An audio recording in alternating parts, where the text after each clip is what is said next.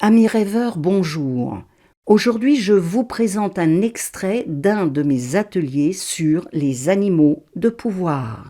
Je fais régulièrement des séminaires sur le chamanisme et les contenus de la conscience. Si vous avez envie d'obtenir des informations sur les ateliers que je propose, vous trouverez sous la vidéo un lien qui vous permettra de vous inscrire à ma newsletter. Je peux déjà vous dire que le prochain séminaire en ligne et en direct se déroulera le week-end du 28 février et du 1er mars et portera sur les parasites énergétiques. Et maintenant, bonne découverte de nos alliés, les animaux de pouvoir. Les animaux de pouvoir, il y a toutes sortes d'animaux de pouvoir. Il y a évidemment l'animal de pouvoir de naissance, entre guillemets, que l'on a à la base quand on naît, du verbe naître. Et c'est un animal de pouvoir qui peut nous lâcher si on ne s'en occupe pas. Et la plupart du temps, c'est ce qui se passe puisque nous ne sommes pas dans des civilisations qui nous permettent, qui nous apprennent à nous occuper d'un animal de pouvoir. Voilà, c'est aussi simple que ça. Donc l'animal de pouvoir est une énergie, c'est une force qui fait partie de notre structure énergétique.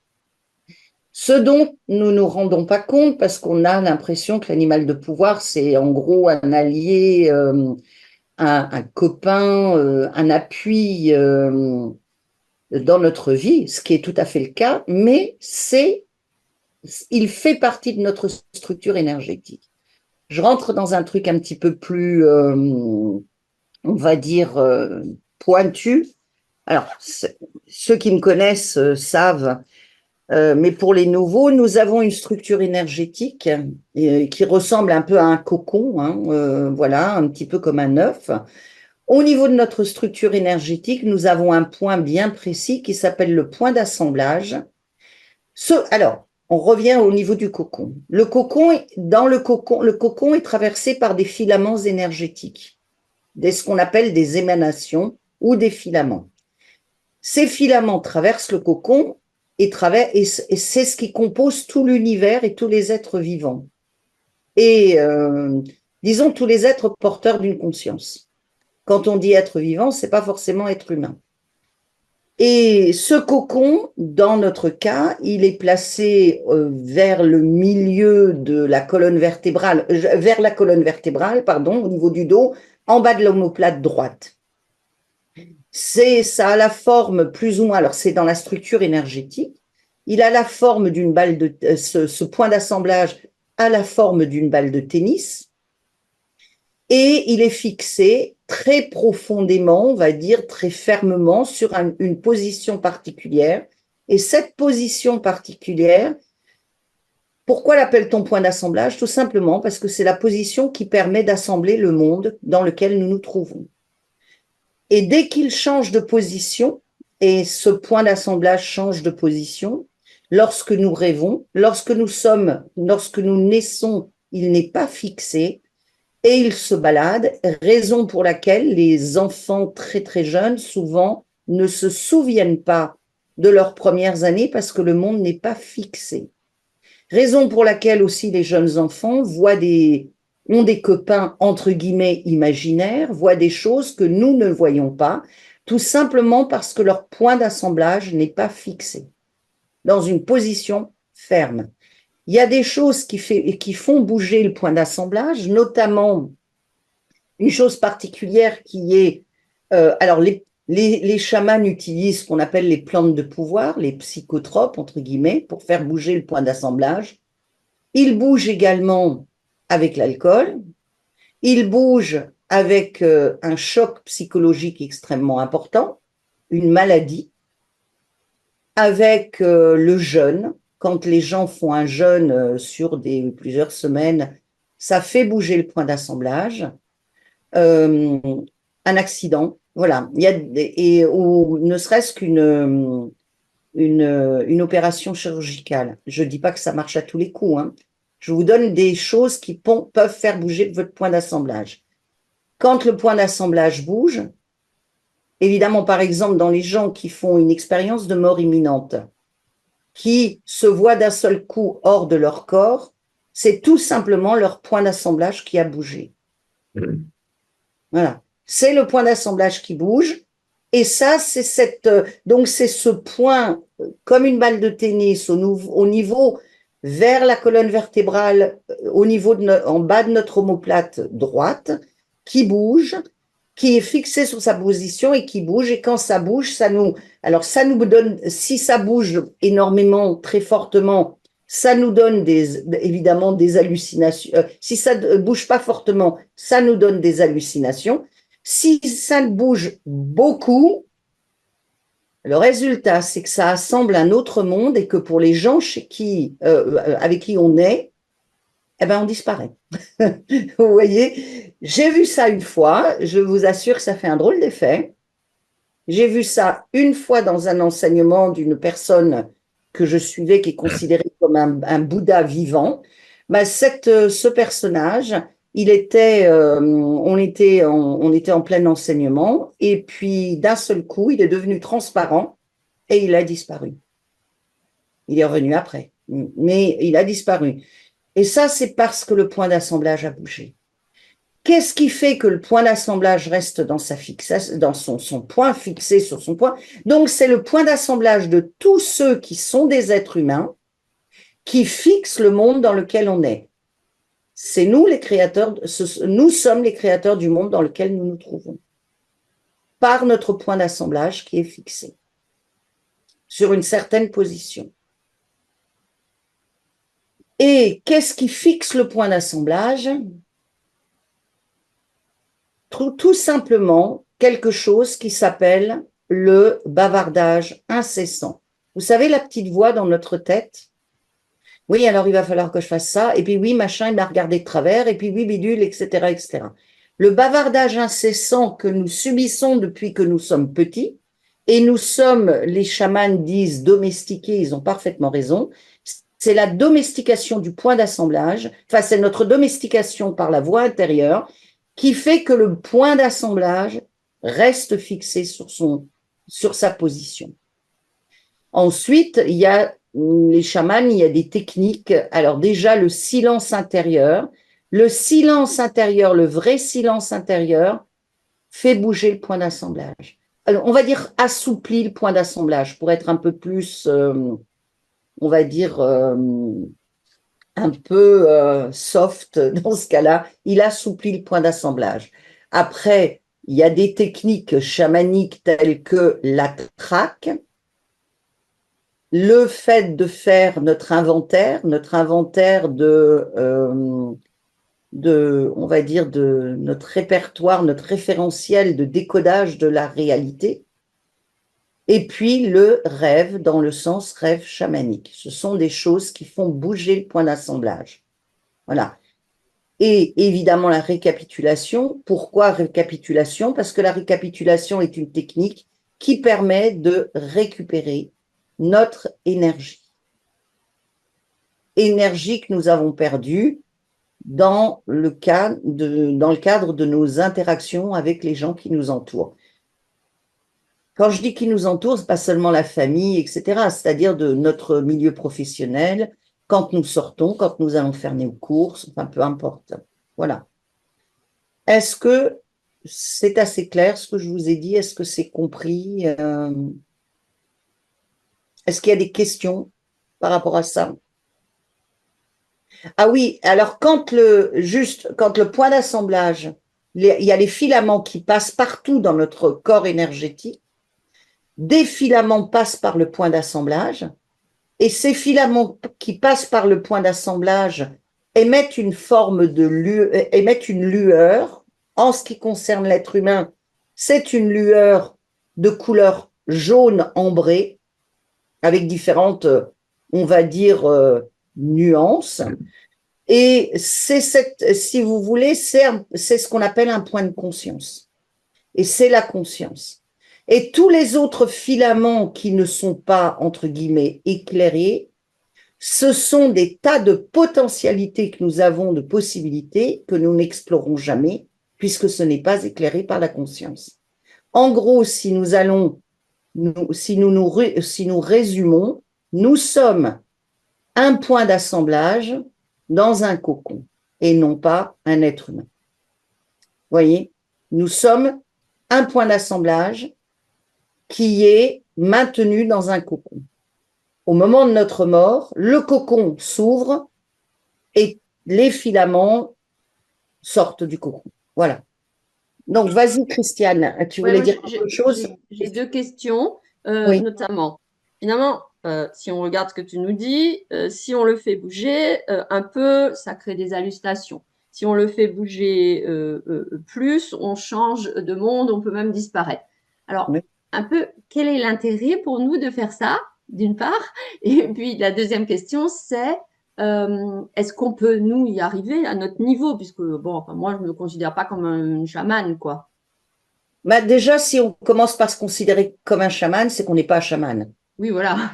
Toute personne qui s'autoproclame chaman et met sur sa carte de visite chaman n'est pas chaman, Oui, à la base. Tout à ok. fait. Non, mais Parce je veux dire par non, non, là, mais je c'est n'ai pas la important. prétention d'avoir des capacités, tu vois, c'est Et ça que je veux dire. c'est la première des conditions, c'est n'avoir aucune prétention. Mm. Et automatiquement, quand tu es dans un état, alors déjà et d'une, une sensibilité. Alors quel est l'intérêt? Ça, c'est typiquement une question, je veux dire, de notre côté droit, du référentiel de notre côté droit. Et c'est normal puisque c'est le référentiel avec lequel nous fonctionnons dans cette réalité. Voilà. Donc, on va dire quel est l'intérêt? Si déjà, pour moi, la première des choses, c'est de connaître la nature de la réalité. Puisque la réalité n'est absolument pas ce que on nous en raconte. Ni l'ascension dans la 5e dimension, ni le karma, ni tout ça sont des référentiels du côté droit.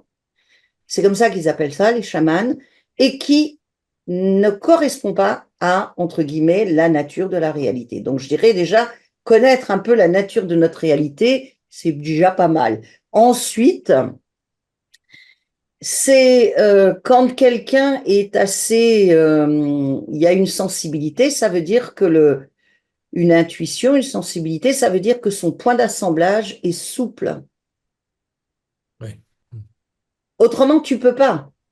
Oui. Autrement, tu es incarné dans la matière, et pourquoi pas, et c'est légitime, c'est pas un problème, mais une personne totalement incarnée dans la matière et totalement sûre de ce qu'elle dit, et non, la référence, c'est le décodage de la matière tel qu'on nous l'a appris depuis qu'on est tout petit, c'est quelqu'un qui a un point d'assemblage extrêmement fixé.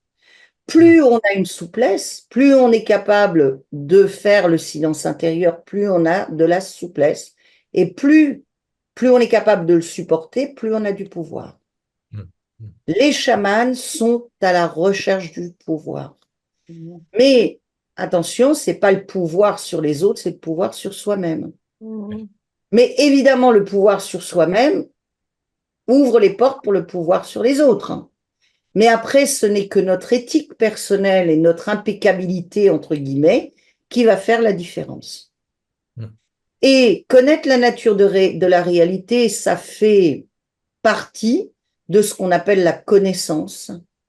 Et qui dit connaissance dit pouvoir, qui dit pouvoir dit connaissance. Alors, soit on reste dans notre référentiel, et why not? On n'est pas obligé de faire ce chemin. Parce que de toute façon, c'est un chemin qui est parsemé d'épines. Et plus on avance, plus les épines sont énormes. Donc, c'est pas forcément très cool. Après, comme dirait Carl Gustav Jung, aller à la rencontre, alors lui, il disait aller à la rencontre de l'inconscient, mais c'est ça, hein. Bah, c'est pas une question de volonté, c'est une question de destin. C'est une question de force qui nous pousse à agir ainsi. De force qui nous vient de l'univers qui nous pousse à agir ainsi. Voilà. Donc, c'est pas un choix. Alors, je vous expliquerai très vite après ce que c'est que le côté droit et le côté gauche. Et puis après, on ira faire notre petit voyage avec notre animal de pouvoir, on va dire de base naturel. Tu voulais dire quelque chose, Michel? Bonjour. Oui, oui, je voulais savoir si tu connais le mécanisme qui fait qu'on est chacun un animal de pouvoir. Et est-ce Oui, qu'on en a un lorsqu'on est entre deux vies? on a toujours, il y a toujours des animaux de pouvoir, il y a des plantes de pouvoir, il y a des pierres de pouvoir. Et d'ailleurs, en septembre, normalement, je ferai les plantes de pouvoir et en octobre, je ferai les pierres de pouvoir. Et puis en décembre, fin novembre, début décembre, je crois le 30-31, je vais proposer un atelier particulier qui s'appelle le recouvrement d'âme. Voilà, pour que tout le monde puisse avoir une vision globale des choses. Mais le mécanisme, c'est tout simplement, c'est que ça fait partie de notre structure énergétique.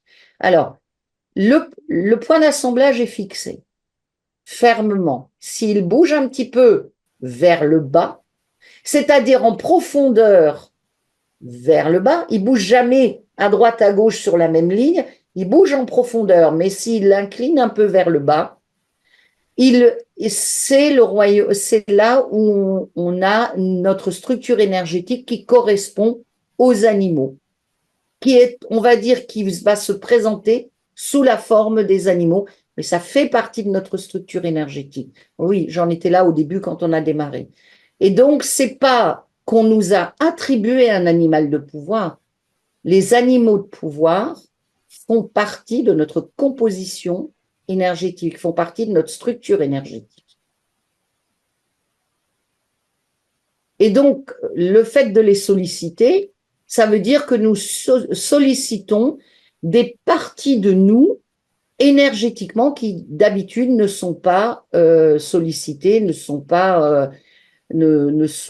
on va dire, on ne les met pas, on ne s'autorise pas à, je vais dire le mot exploiter, mais c'est pas exploiter au sens je profite, etc. C'est juste, quand vous connaissez une langue, vous avez appris une langue, mais vous ne la parlez jamais, vous ne l'exploitez pas. Pourtant, la langue fait partie de vous. C'est exactement la même chose. Qu'est-ce qui arrive quand on te prête un animal de pouvoir? Qu'est-ce qui arrive quand on prête un animal Oui, de... parce qu'en fait, tu dis que ça fait partie de notre structure énergétique, Oui. mais quand on t'en prête un, ou on te confie un animal de pouvoir, mais tu sais que c'est pour un certain temps. Qu'est-ce que tu veux dire quand tu sais pour... Qui a décidé que c'est pour un certain temps? C'est ça que... Ah, bah, c'est dans des expériences que j'ai eues où on m'a confié un animal, on m'a dit, on te confie cet animal de pouvoir. Bon, c'est moi, dans mon peut-être côté droit, qui assume que c'est pour un certain temps, mais c'est disons que ça m'a été, parce que ça m'a été confié. Hmm. Qui est le ça? Bah, c'était une entité. Non, mais je veux pas Ok. de nom et là, je veux pas. Ok. Qui est le ça? Souvent, nous avons tendance à dire, j'ai rencontré un maître, j'ai rencontré un guide, j'ai rencontré je ne sais pas quoi, alors que vous n'avez rencontré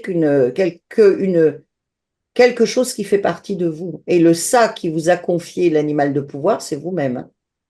Oui. C'est dans ce sens-là. Tu vois ce que je veux dire, Philippe? Mhm. Ok. Mais comme ça nous paraît déjà par rapport à notre mode de fonctionnement et la manière dont nous avons été, on va dire, domestiqués, dressés, élevés, ce que vous voulez, on a tendance à donner le pouvoir à l'autre. L'autre sait. Et on n'a pas tendance, on ne s'identifie pas parce que c'est trop loin de nous. Et nous avons été dressés à croire que l'autre a le pouvoir. Le maître, le guide a le pouvoir. Ben oui, mais à part que le guide ou le maître, c'est toi, ça commence bien. Mais Est-ce comme notre enfant intérieur? je dirais pas enfant, ça fait partie d'une structure intérieure. Moi, l'enfant, ça m'embête un petit peu dans le sens où bah, l'enfant, il est petit, il n'a pas de pouvoir, tu vois. Mais on va dire, si tu dis enfant dans le sens quelque chose de jeune, de vigoureux, qui a toute sa vitalité, oui. Oui, Si c'est enfant au sens enfant, non. C'est une structure qui fait partie de nous de toute façon, oui. d'accord. Oui. Ouais. Et Alors, vas-y, pardon. Alors, ce que tu dis, c'est que le ça qui m'a confié l'animal de pouvoir, qui était quelque chose qui avait lui-même du pouvoir, c'est un aspect, on va dire, ignoré de ce que je pourrais être ou de ce que je suis, c'est ça? de ce que tu ignores, mais avec lequel nous devons être prudents, pour la Oui, bien simple sûr. raison que nous devons faire attention à nous identifier sans nous identifier, à être dans le faire sans faire. Tu vois? C'est-à-dire, si nous nous identifions au niveau égotique, ça pose un problème. Mm. Parce qu'on a une inflation de l'ego, et là, la structure énergétique ou tout ce que l'on pourrait faire est en train de s'écrouler parce qu'il y a une inflation de l'ego, il y a une identification égotique. C'est nous et pas nous en même temps. C'est ça. Mais c'est nous, ça fait partie de nous. Donc, pour répondre à Michel, là, qu'est-ce qui fait qu'on a des animaux de pouvoir, des plantes de pouvoir, des pierres de pouvoir, c'est-à-dire du pouvoir dans lequel nous pouvons puiser? Qu'est-ce qui fait ça? Tout simplement notre structure énergétique.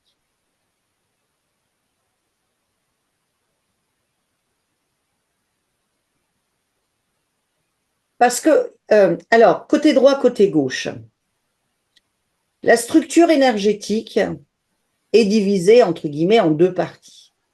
Il y a le côté droit et le côté gauche, dans le sens où le côté droit va répertorier, dans le côté droit, les chamans vont, à force de faire leur exercice de récapitulation et d'inventaire, l'inventaire, c'est mon système de croyance. Qu'est-ce qui est important pour moi? Enfin, tout ce qui, la manière dont je vois le monde, ça fait partie du système de croyance. La manière dont j'interprète les choses. Ils font un inventaire qui peut durer des années, hein. Et énergétiquement, ils placent ça sur le côté droit. Pour laisser la place au côté gauche, pour faire de la place au côté gauche, qui va, on va dire, va répertorier, sans répertorier, mais qui, c'est la place de tout ce qui est inconnu, mais que nous pouvons connaître. En dehors de ce côté droit et de ce côté gauche, les chamans mettent autre chose qui est l'inconnaissable et que nous ne pouvons absolument pas appréhender parce que c'est juste impossible au niveau de notre stade, c'est trop éloigné de ce que nous pouvons éventuellement un jour comprendre, et j'aime pas dire le mot comprendre, parce que comprendre, ça fait partie de notre inventaire également. Et dans notre inventaire, on va jusqu'à mettre la représentation de Dieu. Qu'est-ce que Dieu? Oui, bonsoir. Enfin, bonjour.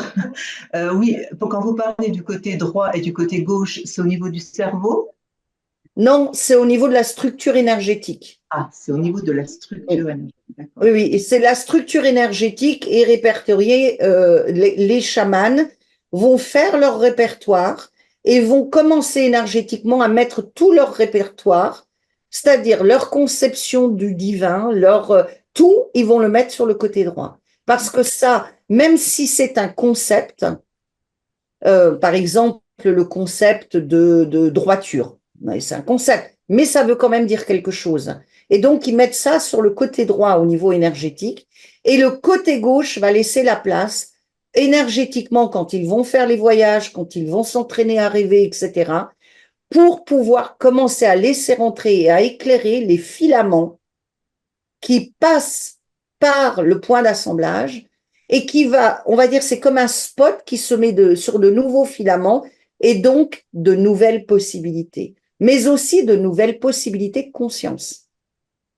Parce que des choses aussi qui nous paraissent l'ouverture de conscience, ben voilà, puisque j'ai parlé de conscience, l'ouverture de conscience, l'éveil, on ne peut pas atteindre l'éveil si les filaments en lien avec ça ne sont pas éclairés. Vous pourrez faire tout ce que vous voulez. Faire le poirier, les pattes en l'air, la tête je ne sais pas quoi, le plumeau, la sauge, le truc, le muche, la méditation pendant 45 ans, et puis les ashrams et les jeûnes et vous baignez dans l'eau froide et glacée, si vous voulez, peu importe. Si ces filaments ne sont pas éclairés, eh ben c'est niette. Parce que comme l'attention, l'intention, la volonté, tout ça, ça fait partie de la structure énergétique. Si ce n'est pas éclairé, entre guillemets, si le point de conscience n'éclaire pas ça, on ne pourra jamais l'intégrer. On pourra intégrer des choses qui vont nous nourrir, qui vont nous faire plaisir. Oui, j'ai atteint un certain niveau, je suis zen. Quand je suis dans une réunion, je perds pas mon calme, et gna gna gna. Je donne l'impression d'être un grand sage, tout ce que vous voulez. Tout ça, c'est pipeau, bullshit, tout ce que vous... Allez hop, cliquez poubelle. C'est pas cool ce que je vous dis parce que ça détruit toute la représentation qu'on a de ce qu'on croit être l'ouverture spirituelle. Mais l'ouverture spirituelle, ce n'est on va dire qu'un éclairage du point de conscience. Comme nous ne sommes qu'un point d'assemblage dans un cocon énergétique. Qu'est-ce que vous en pensez? Est-ce que c'est... dites hein, si vous avez quelques questions, si c'est... C'est plus clair pour vous, non? Je sais que je donne beaucoup d'infos d'un seul coup et c'est pas des infos auxquelles on n'a pas l'habitude d'avoir, quoi. Parce que, vous savez, pensez à une chose, le chamanisme, et je te laisse parler tout de suite après, Yves. Le chamanisme, le vrai chamanisme, c'est pas le débile avec des plumes ou avec je ne sais quoi qui vous fout un coup de plume et qui vous dit que vous devez prier. Et je ne cible personne, n'est-ce pas? Que vous devez prier, je ne sais pas trop quoi, faire honorer les ancêtres ou je dis pas qu'il faut pas les honorer, c'est pas ça le problème. Mais ça, c'est pas du chamanisme. Ça, c'est du chamanisme pour le folklore, comme pour les gens qui sont dans on va dire, une démarche religieuse et qui sont de bonnes personnes. Le problème, il n'est pas là. Mais on vous demande d'adhérer à une croyance parce qu'on a quelqu'un qui possède la connaissance, mais c'est pas vous. Alors que dans le vrai chamanisme, c'est récupère ton pouvoir. Tu es ton propre gourou au sens maître, au sens hindou du terme. C'est toi qui possèdes le pouvoir. Va auprès de certaines personnes qui peuvent te donner des outils, mais c'est toi qui fais le boulot, c'est pas l'autre qui sait. Et c'est pas l'autre qui a la maîtrise et qui est ton maître. Voilà, c'est la grande différence. Et dès que vous avez des gens qui essayent de vous imposer une croyance, les chamans ne parlent que, normalement, hein, les vrais chamans, ne parlent que de ce qu'ils ont expérimenté. D'ailleurs, le Bouddha lui-même disait qu'il faille expérimenter et qu'il faille passer tout par le crible et expérimenter et ne pas croire ce qu'on dit. Donc les chamans expérimentent, ils vous disent ce qu'ils ont expérimenté. Et ils n'ont pas envie de convaincre. Et d'ailleurs, la plupart du temps, ce dont je parle là, les chamans ne vous en parlent pas. Là, Caroline a assisté la semaine dernière, c'était d'ailleurs samedi, ça faisait une semaine. À un moment donné, le chaman avec qui on était en session, le chaman du Guatemala, a commencé à aborder, tu l'as vu aussi, Liberté, a commencé à aborder l'explication de la croix cosmique guatémaltèque avec le côté droit et le côté gauche, c'est-à-dire ce qu'on appelle le connu, le référentiel, le tonal, en langage mexique, toltèque, etc., ou yaqui, et le nagal qui est le côté gauche. Et il a juste abordé, vraiment, il a fait un tout petit point quand il a vu que le niveau de compréhension de certaines personnes, on va dire, qui ont participé, n'était pas à ce niveau-là. Je ne sais pas si tu avais remarqué, Sylvia, mais quand il a vu ça, il a passé. Il a pas abordé. Alors, la prochaine fois qu'on va faire une réunion avec ce chaman, on va demander aux personnes de poser des questions à la fin pour qu'on puisse vraiment avoir, pour pas qu'on se retrouve piégé comme ça. Voilà, mais c'est juste un aparté. Et donc, il y a bien le côté droit et le côté gauche, mais en général, les gens n'en parlent pas. Les chamans, ceux qui ont cette connaissance ne vont pas en parler. N'oubliez jamais une chose, le pouvoir, c'est la connaissance, c'est le pouvoir.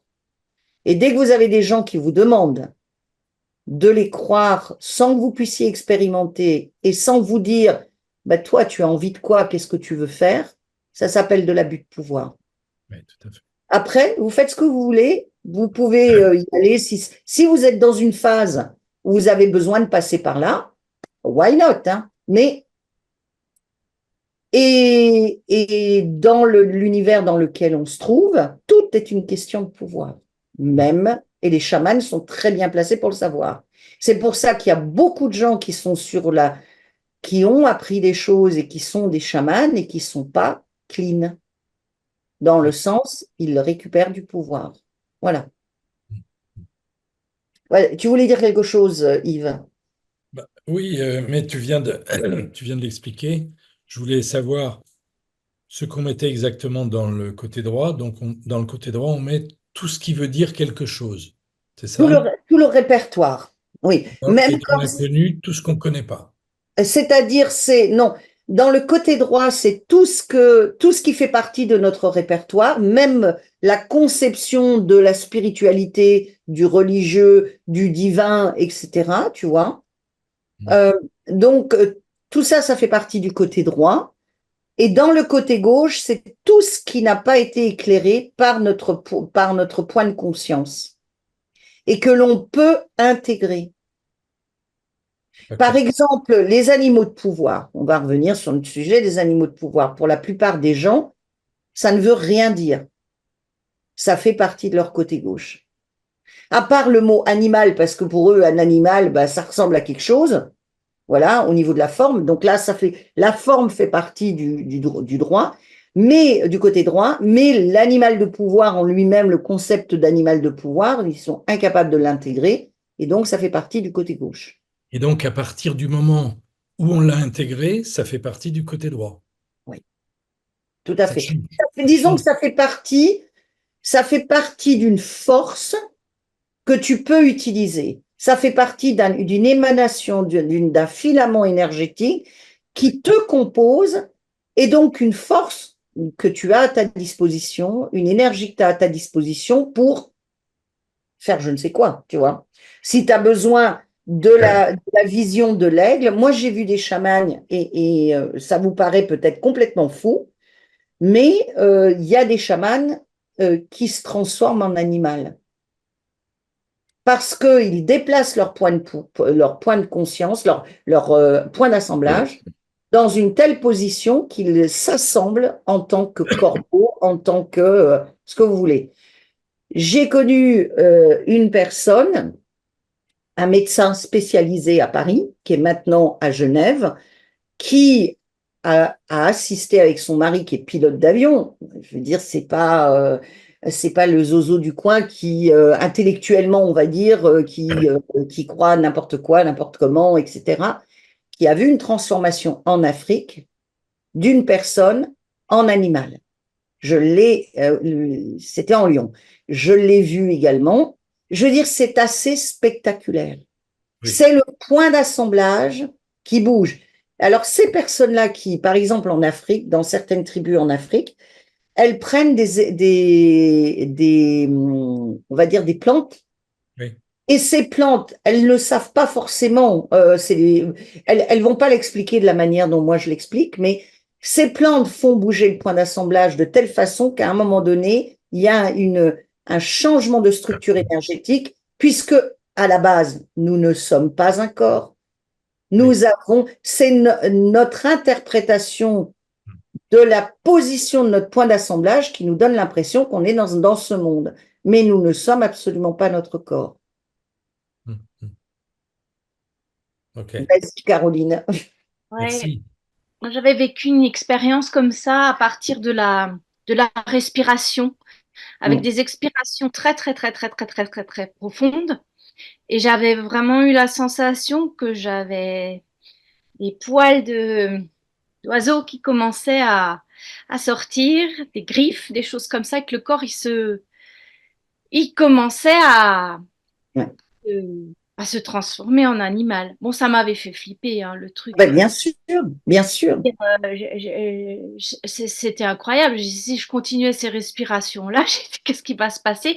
Mais c'était des respirations très profondes, d'inspiration, d'expiration, mais tu sens les choses qui changent, quoi, au niveau de ta peau. Tu as la sensation physique que ça pousse sous ta peau.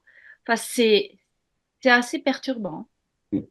Oui, bah, c'est comme ça qu'avec la respiration holotropique, les personnes réussissent à aller au niveau de la naissance, de voir ce qui se passe avant, etc., etc. Oui, et c'est vrai qu'il faut être introduit à ça parce que c'est pas du tout facile, et que notre tonal, notre côté droit, qui nous sert de référentiel, va tout faire parce qu'il se sent menacé pour mettre en place des blocages, des barrières, et pour pas qu'on puisse franchir le pas, bien sûr.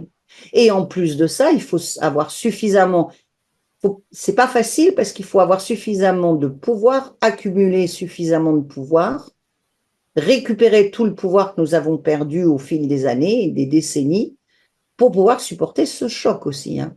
Oui, oui. C'est pour ça que les chamans n'ont jamais été des guérisseurs. Et ça, il faut quand même que les gens commencent à se rendre compte. Un chaman n'est pas un guérisseur, un chaman est un guerrier, un chaman est un sorcier. Et je dirais de la pire espèce, d'une certaine façon, s'il n'a pas d'éthique, parce qu'il a vraiment du pouvoir. Et d'ailleurs, dans certaines communautés, et les gens ont la mémoire, dans les communautés traditionnelles, ils ont la mémoire de ça, ils ont abusé de la communauté. Puisque en voyant, en pouvant acquérir du pouvoir, ils perçoivent le corps énergétique de l'autre, son point d'assemblage, et ils ont la capacité d'intervenir sur le point d'assemblage de l'autre.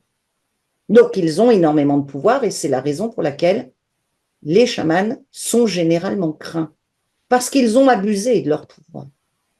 Voilà. Alors, je ne dis pas que c'est tous les chamans, je ne dis pas, attention, de toute façon, moi, je vous parle des chamans arrivés à un top niveau, là. Hein.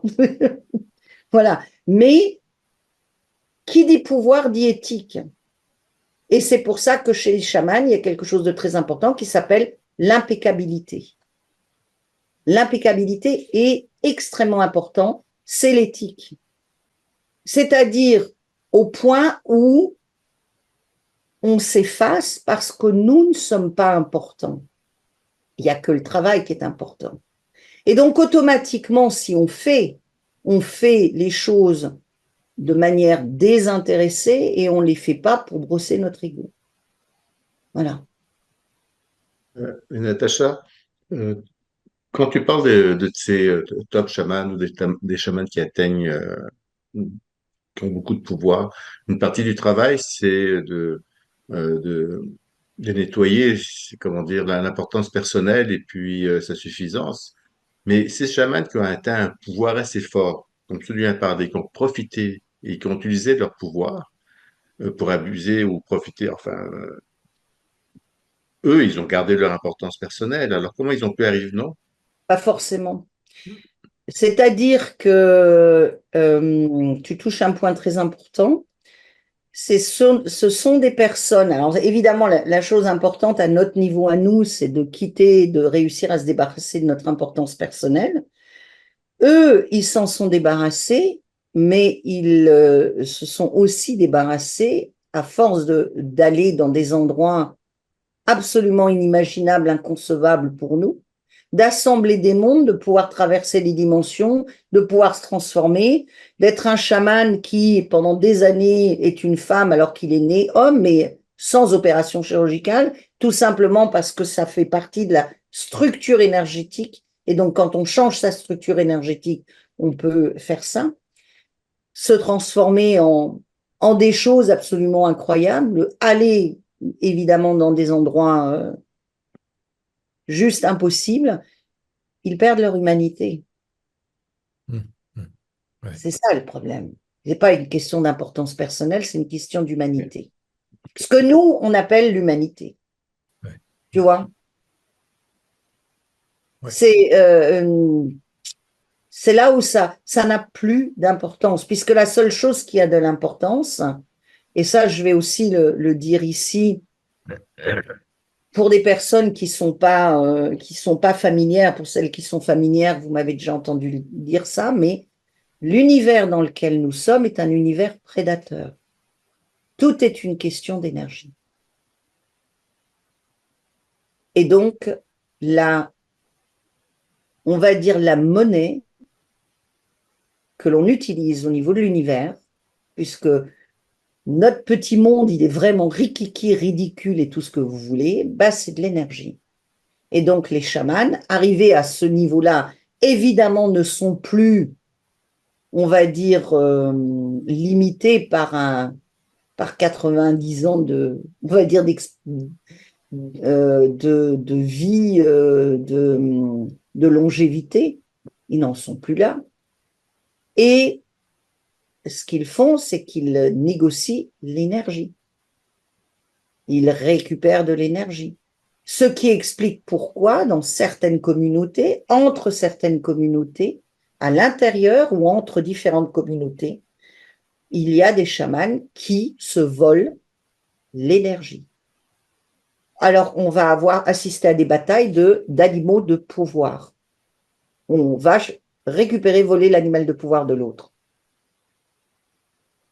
Quand tu dis l'humanité, que les chamans ont perdu leur humanité, mais l'idée même d'humanité, comme nous on l'entend, ça ne fait pas partie d'un inventaire, comme d'un concept, comme celui de Dieu, ou Bien sûr, qu'on doit mettre sur le côté droit.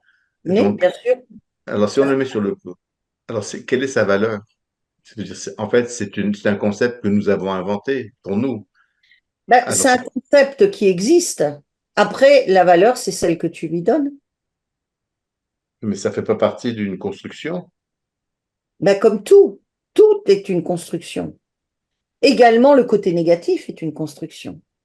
Raison pour laquelle les récits mythologiques, on a, par exemple, pour reprendre Wotan, Odin, le dieu Odin ou Wotan germano-nordique, c'est un chaman, il est reconnu comme étant un dieu chaman, il est à la recherche du pouvoir, mais le pouvoir, c'est ce qu'on appellerait dans le bouddhisme, c'est l'éveil soit par la voie obscure, soit par la voie lumineuse, ça n'a pas d'importance. Le principal, c'est d'arriver à l'éveil. Après, c'est notre positionnement et notre impeccabilité, notre éthique personnelle qui va faire la différence. L'éveil, tu peux l'atteindre par la voie obscure ou par la voie, ce qu'on peut nous comprendre par la voie obscure. Et Odin Wotan, il atteint l'éveil, il a fait des négociations avec, on peut comprendre ça d'un point de vue chamanique, on peut le voir très facilement, avec, entre guillemets, l'univers, où il est mort, il est rené, etc., etc., il s'est pendu sur l'arbre Yggdrasil et tout le reste. Mais ça ne l'a pas empêché pour acquérir la connaissance de tuer, de tromper, de voler, de violer. Voilà. Tu vois, je veux dire, c'est nous qui avons une conception de l'éveil. On va dire le côté lumineux nous amène l'éveil et l'autre nous amène la damnation. Non, ça c'est juste une vue de l'esprit. Tu peux arriver à l'éveil par des tas de moyens différents. Voilà, après, je ne dis pas que c'est bien ou c'est mal, je vous fais un exposé, hein, je veux dire, et c'est la raison pour laquelle beaucoup de gens tombent dans le côté obscur, entre guillemets. Quand vous voyez, la pire chose, c'est justement d'avancer sur la voie spirituelle, parce que c'est là où vous trébuchez le plus. Combien de fois on a vu des gens extraordinaires à un moment donné de leur vie, qui démarraient, qui étaient des guérisseurs, qui étaient des gens d'une bonté incroyable, vous les retrouvez quelques années après, vous dites, mais je ne le reconnais pas ou je ne la reconnais pas. Des pestes, des gens imbus, des gens totalement avec un ego surdimensionné, en train de manipuler les gens, en train de les voler, etc., etc. D'ailleurs, regardez ce qui s'est passé là, il n'y a pas très très longtemps avec Jean de Dieu au Brésil.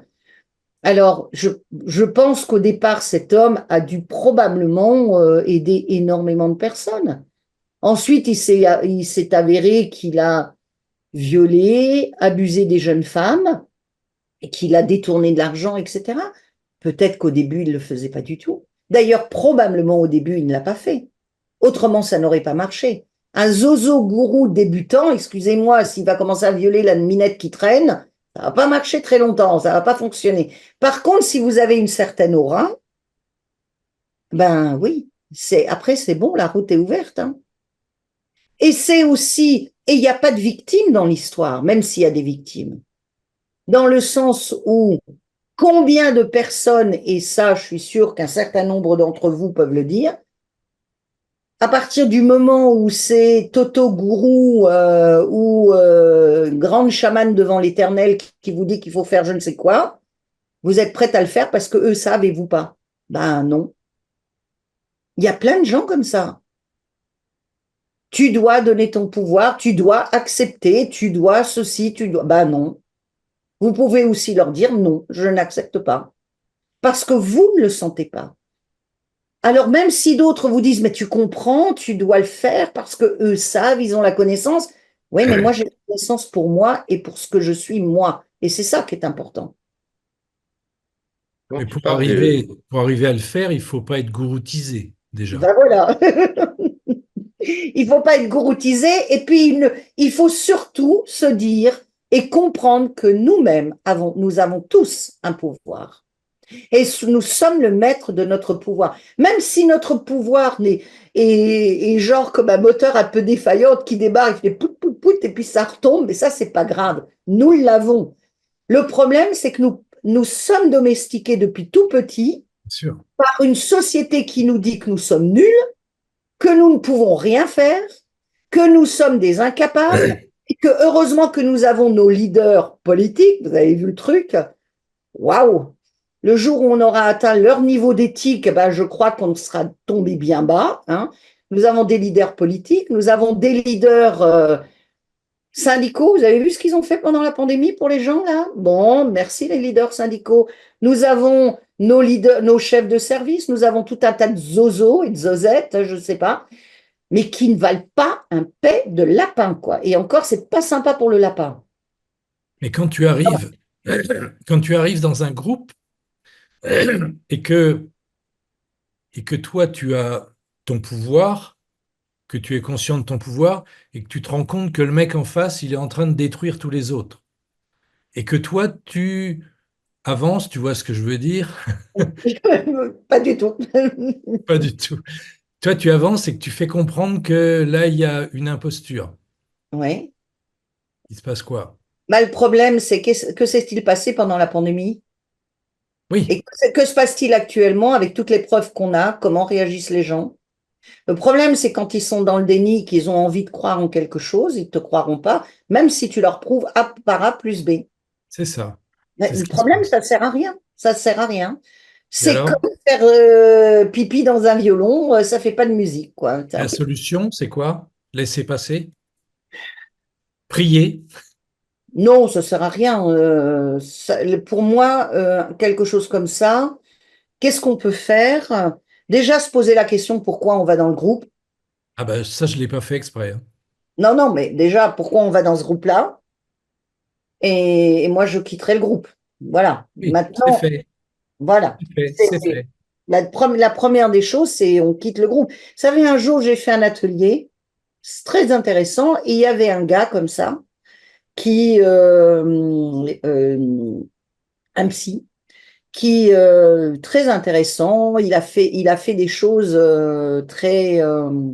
Il avait eu des bonnes expériences pendant le week-end et il était content de ses expériences. Alors, il y avait, je crois qu'on était 37 ou 38, on était nombreux. Et puis, il y a une personne qui avait amené, une personne que je connais bien, qui avait amené cette personne dans le groupe.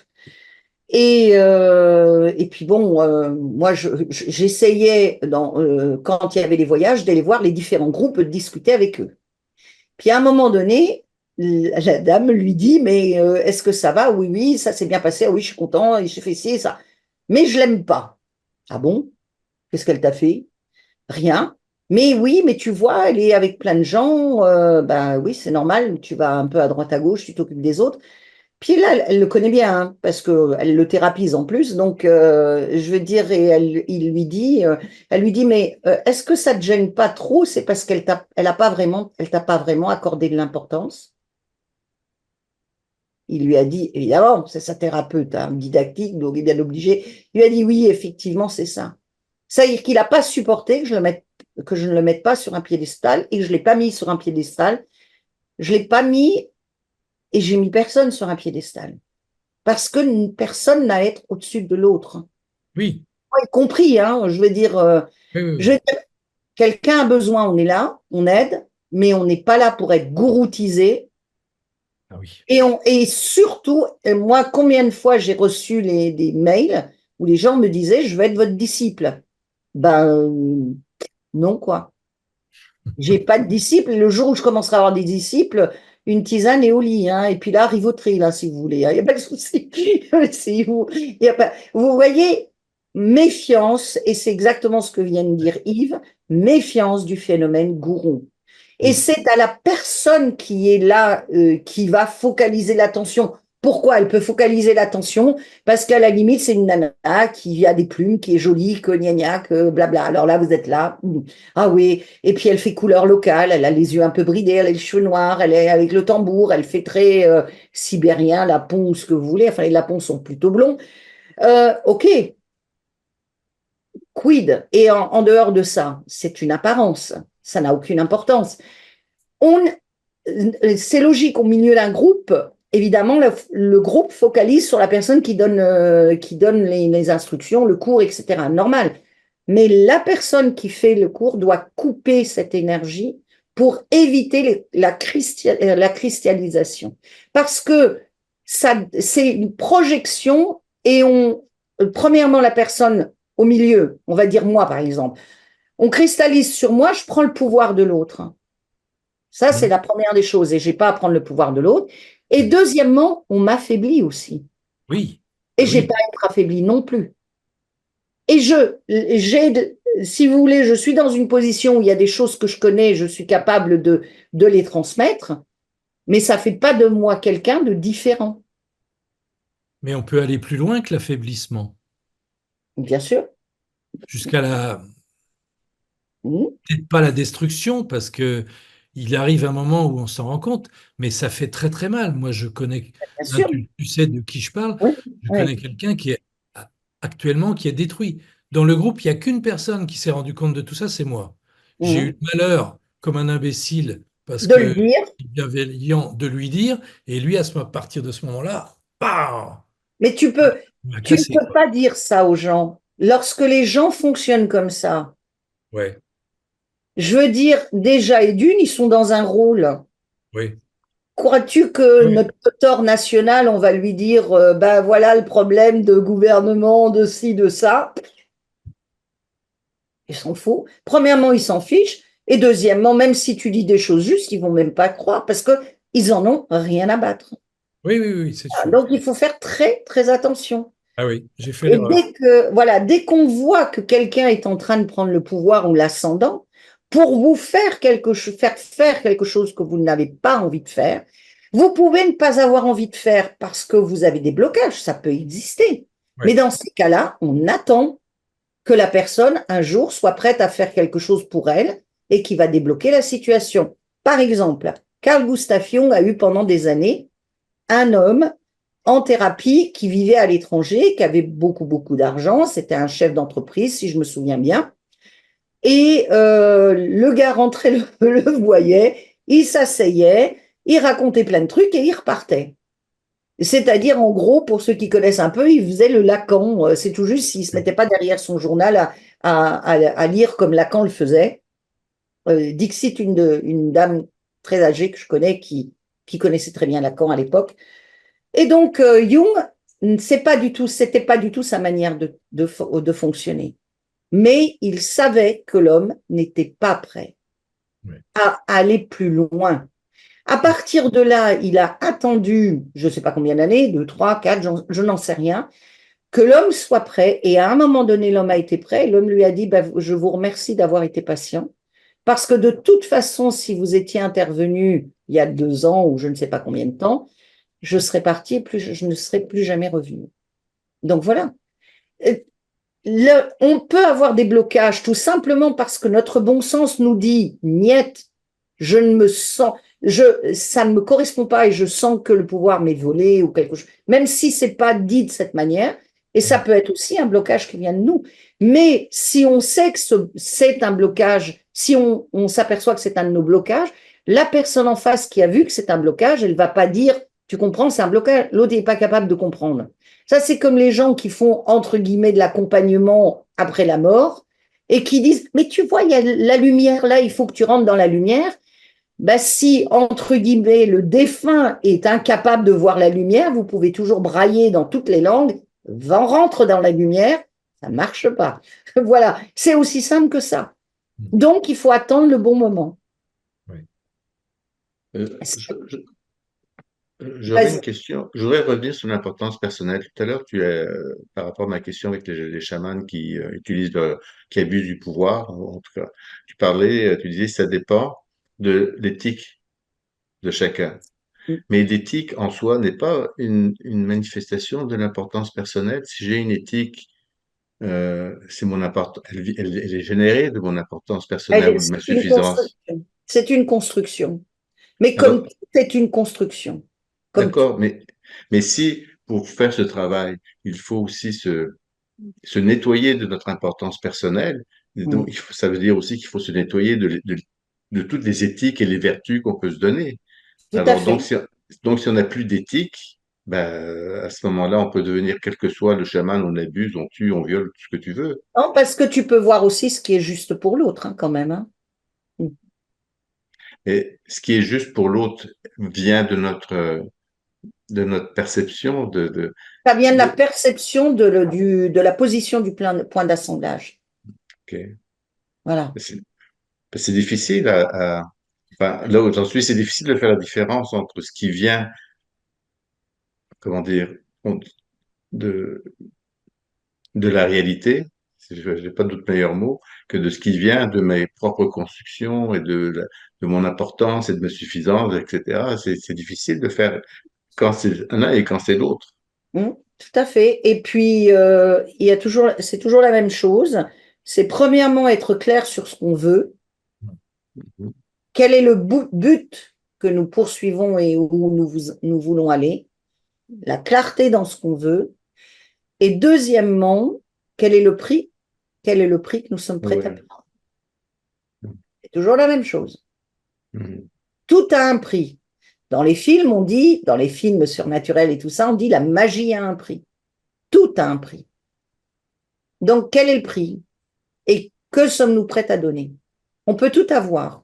Tout dépend du prix qu'on veut payer.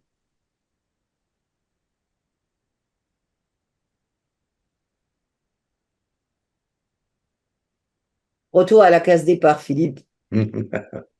Vas-y, Samy. Oui, Natacha, tu as parlé du point d'assemblage et du point de conscience. C'est la même chose ou bien Oui, c'est oui, deux oui, choses ouais. différentes? C'est-à-dire que le point de conscience, pour moi, on va dire dans le point d'assemblage, il y a une lueur.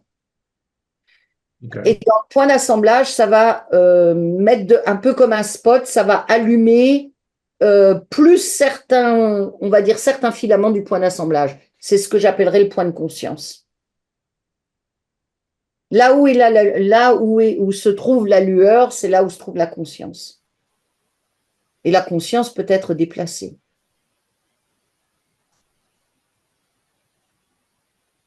Et en ce qui concerne l'éthique, ben, c'est pas du tout facile.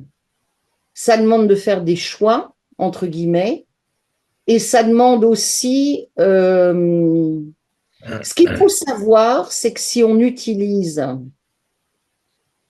on fait preuve d'abus, quel que soit l'abus sur l'autre, ça crée des dettes. Oui. Donc, ça rentre en ligne de compte. Avoir des Tu peux dettes. expliquer ça, s'il te plaît? Les dettes par rapport à C'est ça? des dettes énergétiques. Oui. On crée des Comment dettes ça? énergétiques et donc, du coup, ça nous alourdit et ça nous enlève notre propre énergie. Ouais. Quand tu fais quelque chose, alors ça, c'est un truc un peu particulier, c'est que quand on est dans l'importance personnelle et qu'on fait quelque chose, c'est que de toute façon, on le fait pour nous. Même si on a cet enrobé de bienveillance, de oui, genre Miss France, je veux être là pour aider le monde, aller mieux, je sais pas quoi. Tout ça, c'est de l'importance personnelle. C'est parce que inconsciemment, on veut être reconnu pour ce qu'on fait. Plus on se fiche de ça, moins on va créer de dettes et plus on peut véritablement aider. Plus on se fiche de l'autre, dans le sens l'autre, qu'il m'aime ou qu'il m'aime pas, j'ai fait un truc, qu'il le reconnaisse ou qu'il le reconnaisse pas, ça n'a aucune importance. Plus je suis capable de donner l'aide juste au moment où il faut. Alors, parce que si tu aides qui que ce soit, pourquoi tu le fais? Si, et ça, c'est pas conscient, tu le fais. Évidemment, il y a plein de gens qui vont spontanément, qui vont aider, mais ils le font pas. Quand tu discutes, ils le font pas pour obtenir quelque chose. Là, il faut aller au niveau de l'inconscient, il faut aller chercher. Et fondamentalement, c'est toujours une reconnaissance de qui on est. Nous, on est le sauveur. Nous, on est celui. Et quelque part, il y a une attente d'être reconnu. Et c'est là où on crée une dette. Par contre, le jour où tu n'en as strictement rien à faire, là, tu aides vraiment et tu ne crées pas de dette. Vous voyez, nous sommes dans un monde totalement inversé. Oui. Ce qui est en haut et comme ce qui est en bas. Parce qu'on croit justement que quand on s'intéresse aux autres, c'est là où on peut les aider. Non, c'est quand on ne s'intéresse pas aux autres qu'on peut les aider.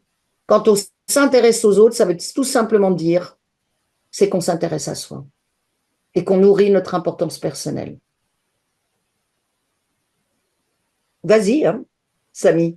Oui, non, non, parce que là, je suis parti un peu loin avec ce que tu dis aux questions de ces dettes. Je connais une personne qui a un certain pouvoir, allez, on va dire chamanique, hein, de culture musulmane pour enlever la magie, faire des choses de ce genre, et elle prend pas d'argent. Et elle demande, il y a la culture de donner la pièce, Hein. c'est-à-dire, je sais pas comment expliquer Oui, ça, oui, de ne pas lui donner de l'argent, mais qu'on aille donner à un pauvre une pièce, ce qu'on veut, tu vois. Et justement, c'est pour créer, pour ne pas créer de dette. Il y a une justement, elle fois où en je suis pas crée. arrivé à donner dans les 3 jours la pièce, et elle m'a appelé, elle m'a dit, est-ce que tu as donné une pièce, tu vois? Et elle a senti que j'avais pas donné de la pièce parce que énergétiquement, elle sentait quelque chose où il y avait cette forme de dette, Oui, tu mais vois? elle crée des dettes. Dans le monde chamanique, tout a un prix.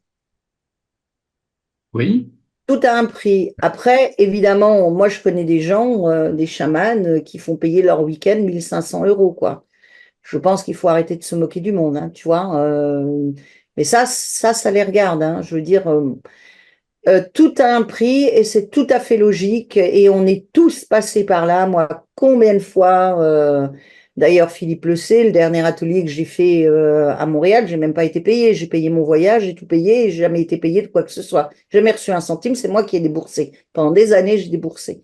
Le problème, c'est que tu crées des dettes pour les autres quand tu fais ça.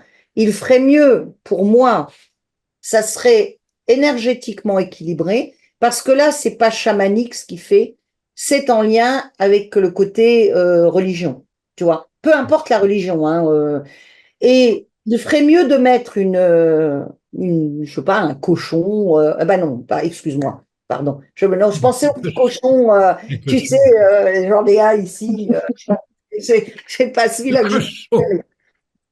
tu sais, les piggy banks, comme on dit tu vois, un petit cochon avec où tu mets de l'argent dedans, je pensais à ça. Euh, voilà, c'est une petite boîte, n'importe quoi, où les gens mettent une pièce, peu importe, c'est pas le problème du montant, mais et ensuite lui va faire la charité, il fait ce qu'il veut avec.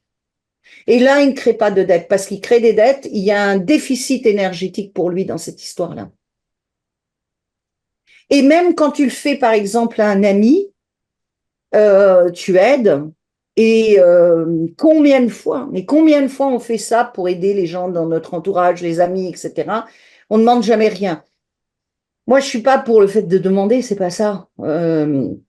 Mais par contre, bah, si la personne vous apporte un paquet de gâteaux, si elle vous apporte, je sais pas, elle vous invite à boire un verre, voilà. Mais c'est important d'avoir énergétiquement un échange. C'est ce qu'on appelle la loi de la réciprocité. dans le domaine chamanique. Quand tu Ça parles de dette, évite de créer des dettes. Voilà. c'est une dette énergétique. Oui, oui, automatiquement. Alors, Parce une que dette, c'est pas une dette financière, c'est une dette énergétique. oui. Et la dette énergétique, il faut la payer. Oui, bien sûr. Et puis, fondamentalement, quand vous êtes, c'est ce que je disais un jour, quand alors premièrement, il y a énormément de gens qui font un travail énergétique de magnétisme ou de je ne sais pas quoi, qui font un excellent travail. Je veux dire, en gros, c'est quand même des personnes qui font le travail de femmes de ménage ou de dames pipi, hein. Oui. Fondamentalement, et c'est extrêmement dur comme travail. Ouais. Parce qu'il faut voir les cochonneries qu'on accumule et que l'autre nettoie.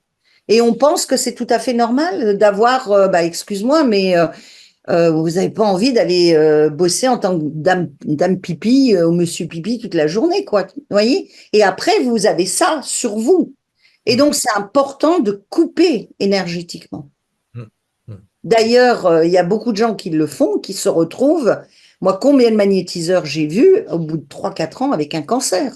Parce qu'ils avaient chopé des choses au niveau des gens qu'ils ont aidés. Ça va jusqu'à la mort. Bien sûr, j'en ai connu, hein. Ouais, j'en ai moi aussi. connu. Moi aussi. Et c'est pas facile, hein. Ouais, toi, t'es bien placé, hein. Pour ça, tu as largement connu. Donc, il faut faire très attention. Ouais. Et moins on va être impliqué dans le sens où on est impliqué dans le travail, hein, ça, c'est pas le problème. Mais moins on va être impliqué dans le sens de l'importance personnelle, plus on va être capable de donner et de faire les choses correctement, et moins on va créer de dettes énergétiques. Voilà. Mais tout ça, c'est un travail sur soi. Vas-y, Liberté. Oui, je me demandais, et comment ça se manifeste dans la partie énergétique, les dettes qu'on accumule? Par la lourdeur, une incapacité d'avancer, Ok. le fait qu'on est bloqué, le fait qu'il n'y ait pas assez de lumière qui rentre d'une certaine façon, tu vois. Quand les choses ne se débloquent pas, quand c'est des dettes qu'on nous met, c'est des dettes qu'on a accumulées. Parce qu'il y a un poids énergétique de l'autre. Oui. La personne ne se rend pas compte, évidemment, elle ne le fait pas exprès. Pas toujours. Non. Oui, mais enfin bon, c'est Oui. plus des dettes énergétiques, là. Là, c'est. Donc, Si je croyais au karma, ce serait du gros karma, là, hein. Oui. Donc, c'est la récapitulation pour s'en libérer, Pour se libérer de quoi? de ces lourdeurs, de ces dettes accumulées.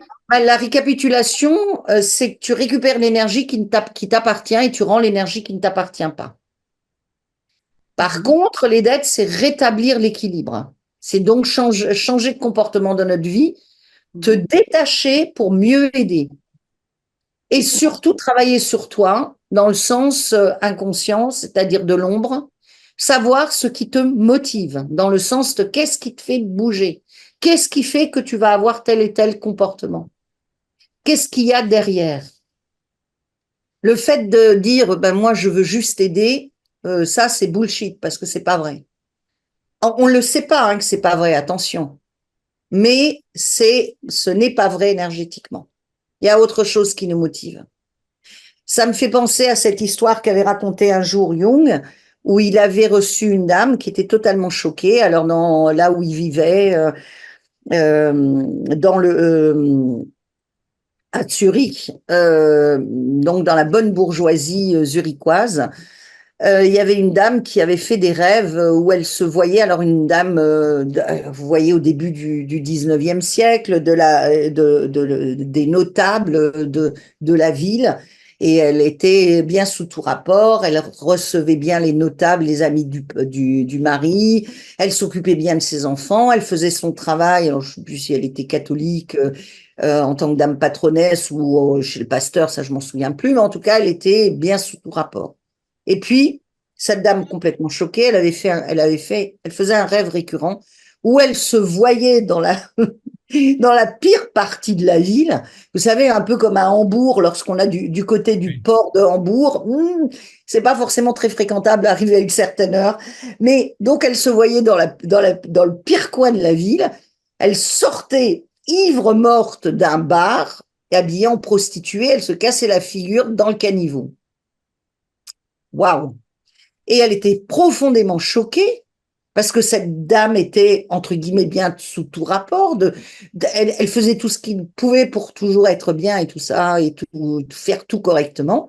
Et elle comprenait pas pourquoi elle faisait ce rêve. Elle était vraiment profondément traumatisée par ce rêve. Tout simplement, ce rêve lui dit, bah, tu vois, tu te présentes comme ça, mais tu es aussi comme ça. Oui, oui. Mais tant qu'on n'affronte pas qui on est d'un point de vue inconscient, on est incapable de le savoir. Et les ONG sont remplies de gens comme ça, qui font tout ce qu'il faut et bien pour aider, pour faire ci, pour faire ça, mais qui sont bourrés dans le caniveau en tant que prostituées ou je ne sais quoi. Voilà. C'est son inconscient remettait les choses à sa place. Remettait on va dire, la structure égotique à sa place en disant, OK, tu présentes ça pour tout le monde, mais t'es aussi ça. Mais évidemment, pour cette dame, c'était un choc parce qu'elle en avait absolument pas conscience. La construction qu'elle avait d'elle-même, la représentation qu'elle avait, ce qu'elle présentait aux autres, était évidemment à mille lieues de ce que son inconscient lui a montré. Voilà.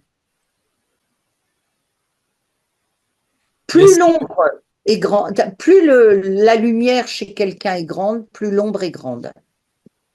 Plus quelqu'un se présente comme un maître ou une maîtresse, enfin peu importe, comme un gourou, autoproclamé ou pas, peu importe aussi, plus vous pouvez être sûr que l'ombre est énorme. Vous, à côté, c'est du pipi de chat. Oui. Mais une fois qu'on a pris conscience, est-ce que ça va changer quelque chose en nous? Ben, si tu prends conscience de ta propre ombre, oui, puisque tu dois l'intégrer. Oui, bien sûr. Voilà, tu l'intègres, tu travailles dessus, et à partir du moment où tu l'intègres, elle ne se projette plus à l'extérieur et tu peux plus faire des choses épouvantables, comme certaines. On n'est pas loin de la pandémie, comme certaines personnes qui ont fait des choses épouvantables, qui ont dénoncé les voisins, c'est l'ombre. Regardez ce qui s'est passé lors de la guerre mondiale, la manière dont ont agi les gens. Regardez ce qui s'est passé pendant la pandémie. Vous avez votre voisin qui recevait 7 personnes à la place de 6. Les mairies étaient débordées de gens qui faisaient de la délation. Oui. Ah oui, mais non, mais moi, c'est pour obéir. Non, non, c'est ton ombre là. Et ton ombre, elle fait quoi? Elle cherche à nuire. Mais c'est jamais fini, de toute façon. On a Non, toujours notre le ombre. travail n'est jamais terminé parce qu'on creuse toujours plus loin. Bien sûr. Ouais. Voilà. J'ai juste une dernière petite question dans le sujet, La dernière Natacha. et après on voyage. Vas-y. Une toute petite dernière. Quand on a été dans un milieu, qu'on en parlait là, de gourou, à part, et qu'on est sorti de ce milieu-là, à part la récapitulation, est-ce qu'il y a autre chose à faire pour se nettoyer de tout ça? On va travailler sur l'ombre, travailler sur notre système de croyances. Déjà, pourquoi a-t-on besoin d'un gourou, quoi?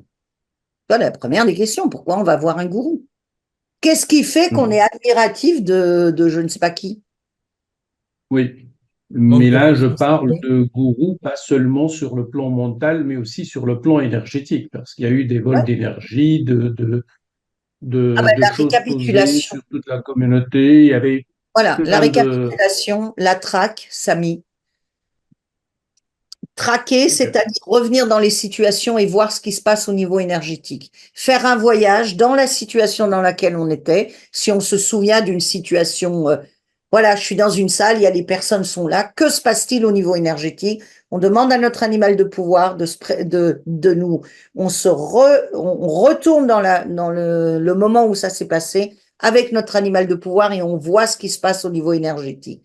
On revient ensuite, on récupère notre énergie et on rend à l'autre son énergie. Mais on le fait pour soi, on le fait pas pour l'autre. Ouais. Yves, voilà, Mais merci, merci, merci. je la précise. Parce que là, je vois le guerrier là qui se met en route là. Ok, merci.